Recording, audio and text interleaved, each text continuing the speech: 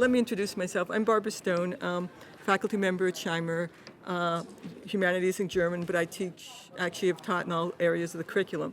I'm going to say a few words about the subject of banned books, and I'm going to approach it, at least to begin with, in a very from a very broad perspective, kind of looking at it historically, culturally, just to give us some food for thought.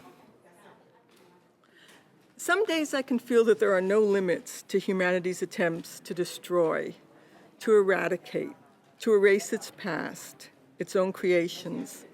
That is, the things which humans have made, often defined as culture, right, writ large. It's easy to feel that way if one contemplates and dwells on numerous attempts at the destruction of religious groups, their ideas and cultural practices.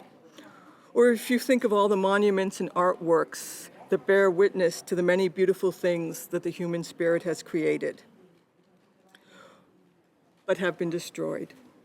Or if you think about attempts to obliterate the telescope because of the scientific discoveries that it might or has in fact led to. Or closer to tonight's subject, if you think of all the destruction of texts of all sorts, from papyrus scrolls to mass paperbacks. One need only think of the Holocaust, Nazi book burnings, the Inquisition, censorship all over the world, and most recently the destruction of archaeological sites in Palmyra to feel a sense of hopelessness about the human condition.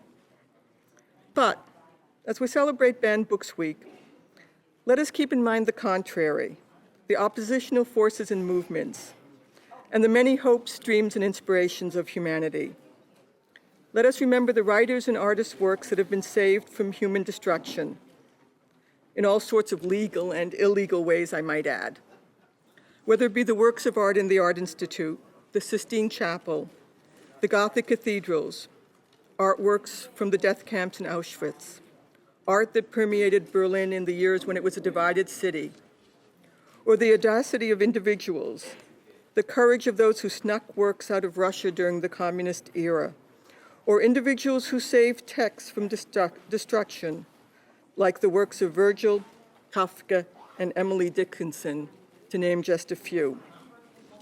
It is in this spirit that we come together to pay tribute to the capacity of human thought and creativity to endure, to our species' ability to promulgate ideas old and new, and to celebrate creative works against the forces that have historically worked towards their censorship and destruction. Tonight, we're of course talking about and reading from the written word. To move closer to home, to the United States, to a country which is explicitly committed to a free press and the separation of church and state. This raises to some extent a different set of issues than in many other countries.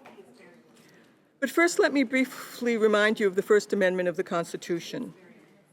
Congress shall make no law respecting an establishment of religion or prohibiting the free exercise thereof, or abridging the freedom of speech or of the press, or the right of the people peaceably to assemble and to petition the government for a redress of grievances.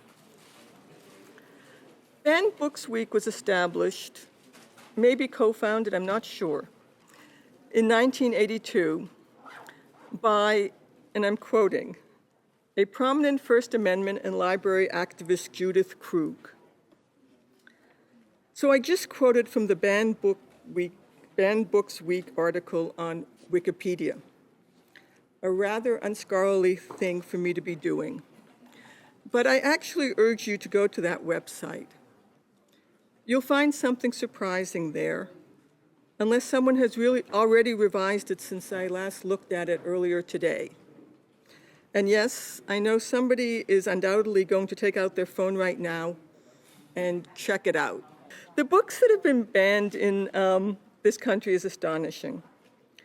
But in large part, what is even more astonishing to me is that we aren't dealing with obscure works of a pornographic nature, for example, or works that have had notorious histories of being published elsewhere, usually in Paris, and being secretly schlepped to the United States, such as D.H. Lawrence's Lady Chatterley's Lover, Henry Miller's Tropic of Cancer, William Burroughs' Naked Lunch, or James Joyce's Ulysses, works that were instrumental in the establishment of the criterion for obscenity laws in this country.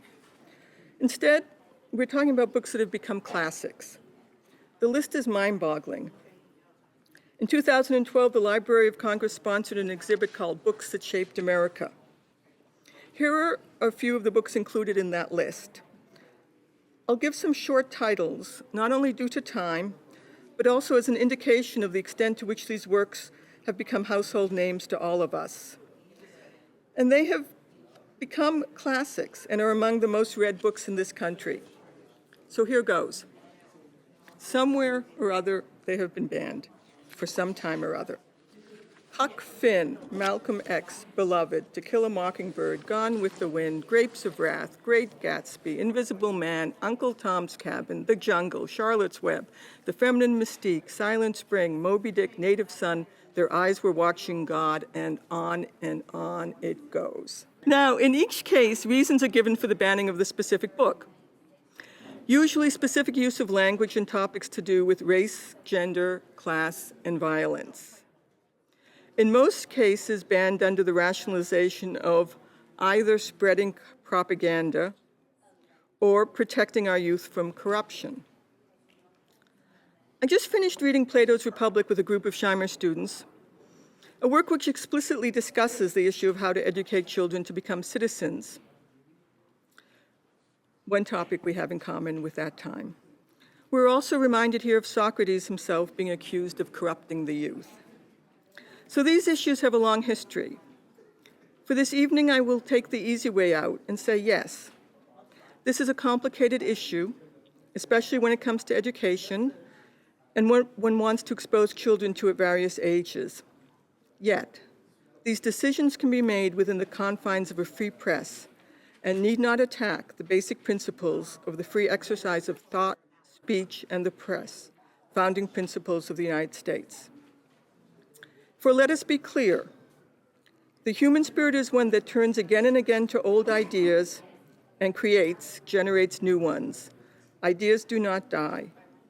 Over and over, history reminds us that attempts to limit exposure to ideas do not last for long.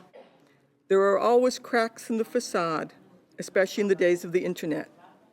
So returning to the Greeks, who already set the parameters for some of our discussion today, I shall end with a ever so slight nod to them. At the beginning of the Olympic Games, they would say, "Let the games begin." This evening, I will say, "Let the readout begin." Have a wonderful evening.